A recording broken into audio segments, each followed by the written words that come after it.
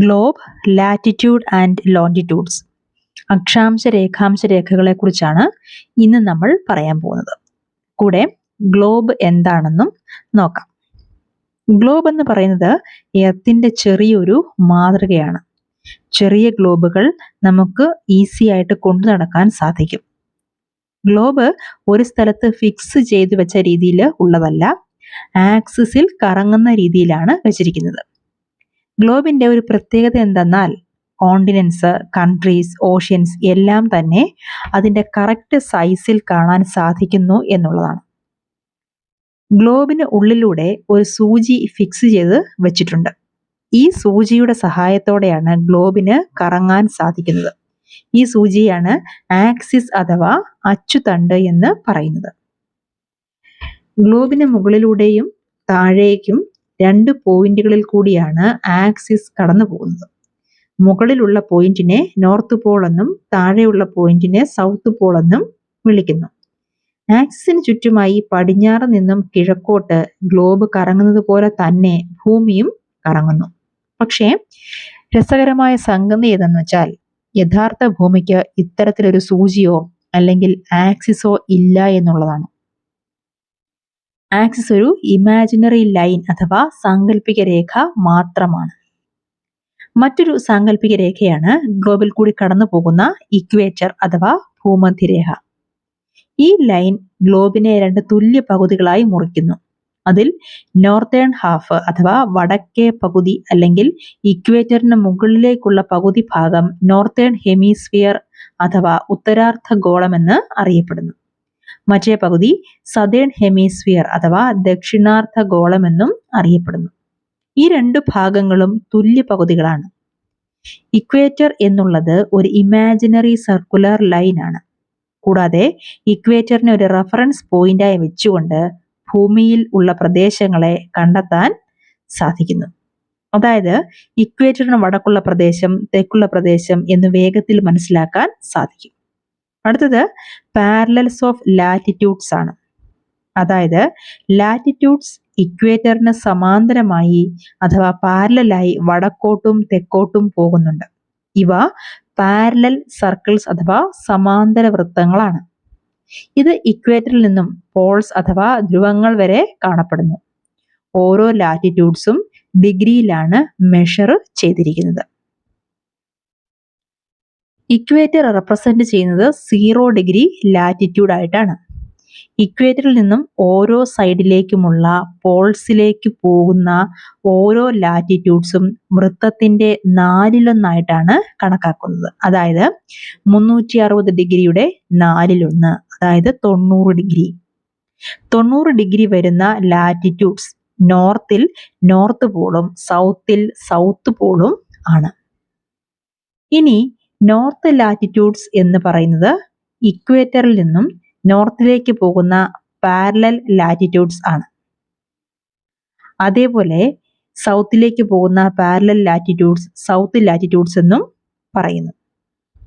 North ലാറ്റിറ്റ്യൂഡ്സിൽ വരുന്ന പ്രദേശങ്ങളെ capital N കൊണ്ടും സൗത്ത് ലാറ്റിറ്റ്യൂഡ്സിൽ വരുന്ന പ്രദേശങ്ങളെ ക്യാപിറ്റൽ S കൊണ്ടും റെപ്രസെന്റ് ചെയ്യുന്നു.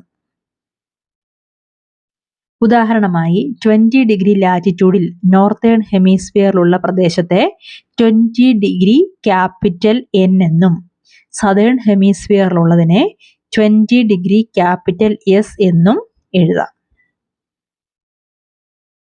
അടുത്തത് ഇമ്പോർട്ടന്റ് പാരലൽസ് ഓഫ് ലാറ്റിറ്റ്യൂഡ്സ് ആണ്. 0 ഡിഗ്രിയിൽ ഇക്വേറ്റർ, 90 ഡിഗ്രി നോർത്തിൽ നോർത്ത് പോള്, 90 ഡിഗ്രി സൗത്തിൽ സൗത്ത് പോള്. ഇത് കൂടാതെ 4 പ്രധാന പാരലൽസ് ഓഫ് ലാറ്റിറ്റ്യൂഡ്സ് ഉണ്ട്. ഒന്നാമതായിട്ട് ട്രോപ്പിക് ഓഫ് ക്യാൻസർ. ഇതിന്റെ ഡിഗ്രി 23.5 ഡിഗ്രി നോർത്ത് ആണ്. അടുത്തത് ട്രോപ്പിക് ഓഫ് കാപ്രിക്കോൺ. ഇത് 23.5 ഡിഗ്രി സൗത്ത് ആണ്.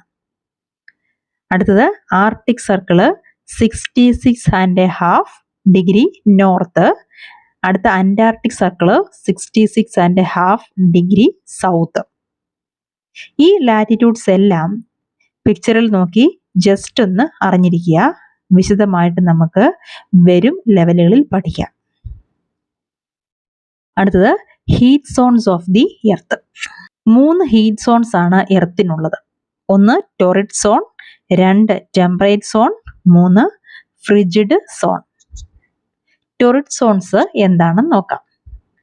ലാറ്റിറ്റ്യൂഡ്സുകളായ ട്രോപ്പിക് ഓഫ് ക്യാൻസറിനും ട്രോപ്പിക് ഓഫ് കാപ്രിക്കോണിനും ഇടയിലുള്ള എല്ലാ ലാറ്റിറ്റ്യൂഡ്സിലും മധ്യാഹ്ന സൂര്യന്റെ ചൂട് വർഷത്തിലൊരിക്കലെങ്കിലും കൃത്യമായി പതിക്കാറുണ്ട്. അതുകൊണ്ട് തന്നെ ഈ ഏരിയയിൽ മാക്സിമം ഹീറ്റ് കിട്ടാറുമുണ്ട്. ഈ ഏരിയയാണ് ടോറിഡ് സോൺ. ഇനി ടെമ്പറേറ്റ് സോൺസ് എന്താണെന്ന് നോക്കാം.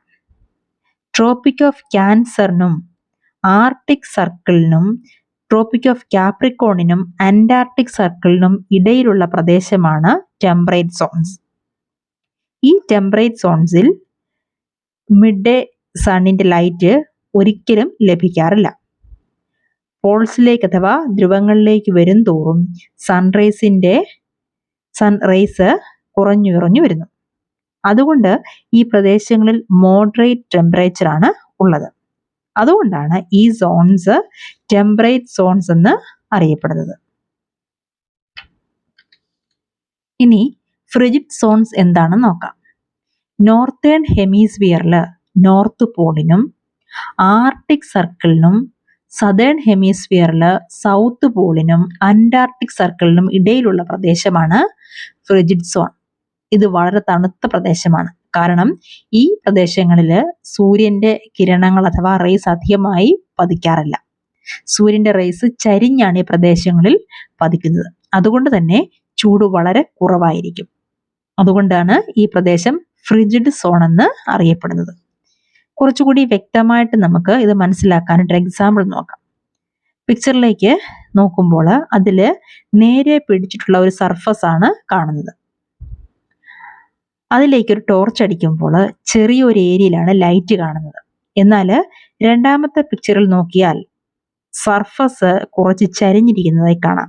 അതേപോലെ ലൈറ്റ് കുറച്ചധികം സർഫസിൽ വീഴുന്നതായിട്ടും കാണാം.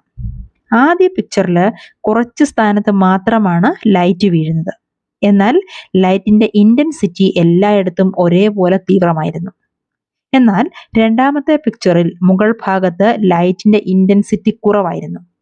രണ്ടാമത്തെ പിക്ചറിൽ ഉള്ളതുപോലെയാണ് ഭൂമിയും സൂര്യനും കാണപ്പെടുന്നത്. ഇനി അടുത്തത് ലോഞ്ചിറ്റ്യൂഡ്സ് അഥവാ രേഖാംശ രേഖകൾ എന്താണെന്ന് നോക്കാം. ഒരു പ്രദേശത്തിന്റെ പൊസിഷൻ സ്പെസിഫിക് ആയിട്ട് ഫിക്സ് ചെയ്ത് പറയാൻ ലാറ്റിറ്റ്യൂഡ്സ് കൊണ്ട് മാത്രം സാധിക്കില്ല. ഉദാഹരണം പറയുകയാണെങ്കിൽ പസഫിക് ഓഷ്യനിലുള്ള ടോങ്ക ഐലൻഡ്സും ഇന്ത്യൻ ഓഷ്യൻസിലുള്ള മൗറീഷ്യസ് ഐലൻഡ്സും ഒരേ ലാറ്റിറ്റ്യൂഡിലാണ്. അതായത് 920 ഡിഗ്രി സൗത്ത്. ഇത് വെച്ച് നമുക്ക് ഈ പ്രദേശങ്ങൾ കിഴക്കാണോ പടിഞ്ഞാറാണോ എന്ന് മനസ്സിലാക്കാനായിട്ട് സാധിക്കുന്നില്ല. ഇത് മനസ്സിലാക്കാനായി നോർത്ത് പോളിൽ നിന്നും സൗത്ത് പോളിലേക്ക് പോകുന്ന ഒരു റെഫറൻസ് ലൈൻസ് നമുക്ക് ആവശ്യമായിട്ടുണ്ട്. ഈ ലൈനിനെയാണ് മെറിഡിയൻസ് ഓഫ് ലോഞ്ചിറ്റ്യൂഡ് എന്ന് പറയുന്നത്. ഓരോ മെറിഡിയൻസിന്റെയും ഇടയിലുള്ള ഡിസ്റ്റൻസ് അളക്കുന്നത് ഡിഗ്രീസ് ഓഫ് ലോഞ്ചിറ്റ്യൂഡിൽ ആണ്.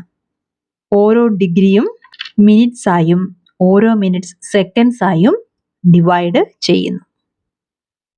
ലോഞ്ചിറ്റ്യൂഡ്സ് എല്ലാം സെമി സർക്കിൾസ് ആണ്. അതേപോലെ ഓരോ ലോഞ്ചിറ്റ്യൂഡ്സും തമ്മിലുള്ള അകലം പോൾസിലേക്ക് എത്തും തോറും കുറഞ്ഞു വരികയും പോൾസിൽ നിന്നും അവ തമ്മിലുള്ള അകലം 0 ആയിത്തീരുകയും ചെയ്യുന്നു. അതായത് പോൾസില് മെറിഡിയൻസ് എല്ലാം മീറ്റ് ചെയ്യുന്നു എന്നർത്ഥം. പാരലൽസ് ഓഫ് ലാറ്റിറ്റ്യൂഡ്സിനെ പോലെയല്ല മെറിഡിയൻസ് എല്ലാം. അവയ്ക്ക് എല്ലാം തന്നെ തുല്യ നീളമാണ്. അതുകൊണ്ട് തന്നെ എത്രത്തോളം മെറിഡിയൻസ് ഉണ്ട് എന്നത് എണ്ണാൻ സാധിക്കില്ല. പ്രൈം മെറിഡിയൻ എന്നത് ഗ്രീൻവിച്ചിൽ കൂടി കടന്നു പോകുന്ന മെറിഡിയൻ ആണ്. ഗ്രീൻവിച്ചിലാണ് ബ്രിട്ടീഷ് റോയൽ ഒബ്സർവേറ്ററി സ്ഥിതി ചെയ്യുന്നത്. 0 ഡിഗ്രിയാണ് ഈ ലോഞ്ചിറ്റ്യൂഡിന്റെ വാല്യൂ. പ്രൈം മെറിഡിയനിൽ നിന്നും പടിഞ്ഞാറോട്ട് 180 ഡിഗ്രിയും കിഴക്കോട്ട് 180 ഡിഗ്രി വരെയുമാണ് ലോഞ്ചിറ്റ്യൂഡ് മെഷർ ചെയ്തിരിക്കുന്നത്. പ്രൈം മെറിഡിയനും 180 മെറിഡിയൻ ചേർന്ന ലോഞ്ചിറ്റ്യൂഡും എർത്തിനെ 2 ഈക്വൽ ഹാഫ്സ് ആയിട്ട് ഡിവൈഡ് ചെയ്യുന്നു. അവയാണ് ഈസ്റ്റേൺ ഹെമിസ്ഫിയറും വെസ്റ്റേൺ ഹെമിസ്ഫിയറും.